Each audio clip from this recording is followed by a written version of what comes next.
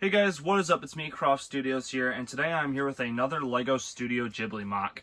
And today we have My Neighbor Totoro.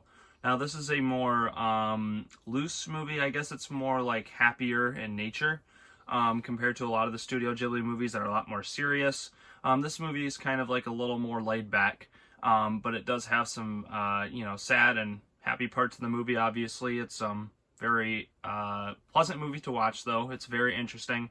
And we decided to create Totoro and that famous scene in the rain where he's holding that umbrella. A lot of people wanted us to build the cat bus from this movie, but unfortunately we didn't have the parts to do that one, and I thought Totoro would be the best thing to build from the movie, since the movie, is mainly about, he's a major part of it, obviously.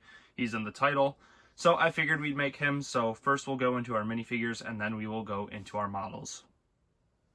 So for the minifigures in this set, we have the main character, or the older sister, Sasuke right here, and then we have Mei, the younger sister, on this side. And they're very simple minifigures.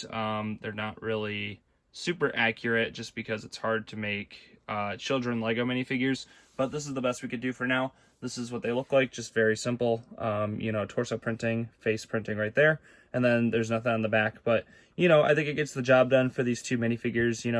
The happy nature of the movie would be very interesting to see how LEGO would do these minifigures if they made it. So we'll go into our first models. So the first models in the set are the mini Totoros. Basically, we have the two ghost ones, and we have the one that has the bag of acorns or nuts from the movie, which is this one. You can see he has his bag right there. We decided to include him because he was, part of the movie, and, he comes running across and they're trying to catch him. And we also have the ghost Totoros right here, the mini ones. They're they go through the walls and stuff like that. And they're kind of interesting looking in the movie. So I decided to throw these little characters in just for some flavor in the set. And I thought that they were a good representation of them from the movie. So the first model we get in this set is the iconic signpost from the beginning of the movie. That's Totoro and them stand by. It's basically a bus stop sign. And I actually took a sticker and cut it to just give it an even look around this thing. You can see when I turn this around, it's just hooked onto some bricks on the back. And you can see it stands on this 2x2 piece right here. And it doesn't really have playability or anything, but I think just making this look like it from the movie was pretty interesting to do. Just to make the sign, everyone's standing here next to the sign in the movie, and then Totoro is on the right side of it, I'm pretty sure. So we wanted to make that little model for the set just because it looks really cool with the cover of the DVD. So if you go and look at it, it'll probably be this one. Some of them might be different, but this is just one of the iconic scenes we decided to show off. And here's the main model of the set, which is Totoro. Now, making him look like the character from the movie was very difficult, to say the least. Just making his body proportions look at least like semi-realistic. Everyone knows how hard it is to make organic things out of Lego, so making Totoro was definitely a challenge. But I think we did a pretty good job with it. You can see this is his arms right here, and obviously they can move around. He's got his umbrella, which he can use to block out the rain. But if you take that off right there, you can actually see what he looks like. And doing a quick 360 of him, you can see all the angled pieces we use that are that dark gray color. He's got his tail at the bottom here, and he kind of just sits on it like this. You can see his feet have the little claws at the bottom. He's got his arms again as well, so we'll take a look at his details. So on the front of him, you can see he's got those claws down there. He's got his chest details, and one of the details we focused really heavily on is that facial area. Now, making it look like the one from the movie was very difficult, and it took a lot of testing and different things. But you can see we have stickers actually to make up for some of the details that he needed to have instead of bricks. So for his mouth right there, we just put a little tiny minuscule black sticker right there. And then for the whiskers, we kind of just had some stickers going off to the side.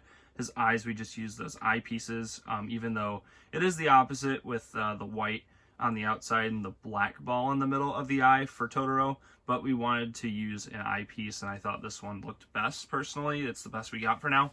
And then on the top, you can see his ears are very pointy, obviously, just like from the movie. And looking again at the back of him, you can see his details of how he actually angles in terms of the pieces we used. He has a very interesting design because he has pieces going outward on every side of him.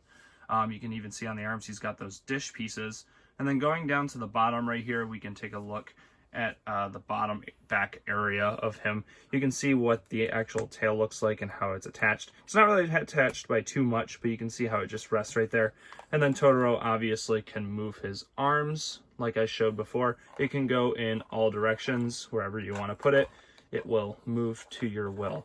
So you know, they don't go outward or anything, but I think this gets the job done in terms of how he, you know, he does his walking in the movie with the umbrella and stuff like that. So I think overall, we tried our best to make it look exactly like the one from the movie while making it, you know, somewhat fun to play with in a way, being at least able to move the arms and stuff. So tell me what you think of this model in the comments below. So let's move into our conclusion. Alright guys, so tell me what you think of this custom set down in the comments below. Really enjoyed making this one, and we have another 2 Studio Ghibli MOCs on the way for now. We might make a third one, or not a third one, but another one after that. But right now we've got 2 more coming after this, and one of them is complete. We're just adding some final touches to it, and another one we're working on in progress. If you guys have been wondering why the MOCs have been a little slow lately, is because I've been working on the Lego Ninjago MOC instructions, so it's been taking a lot of my time. I have 8 of them done now, which is a little progress report. We do have 8 of those done. So you can purchase 2 of them on my Etsy store right now if you go in the description below.